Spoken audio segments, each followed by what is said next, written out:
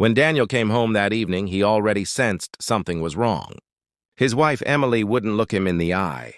She was distant, cold, and when he tried to hug her, she pushed him away and whispered, "Don't touch me." The words stung like a blade. He didn't yell or demand answers. He simply nodded and walked out of the room, his heart heavier than it had ever been. That night, Emily packed a small bag. She said she needed space and left without saying where she was going. Daniel didn't stop her.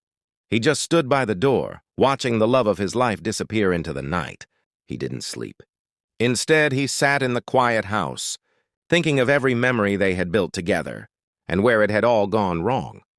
He already knew about her affair. He had found the messages weeks ago, but he had hoped she would come clean on her own.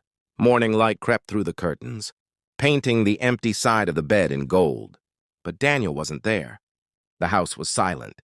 Emily returned early, guilt consuming her after a sleepless night.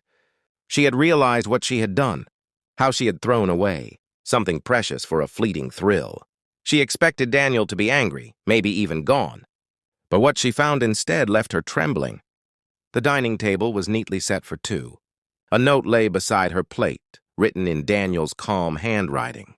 "I loved you enough to forgive you," it began, "but I love myself enough to let you go." There was no bitterness in the words, only sorrow and finality. Beside the note was her wedding ring, the one she had taken off weeks ago, now resting quietly in its box. Emily's breath caught in her throat. She ran through the house, calling his name, but he wasn't there.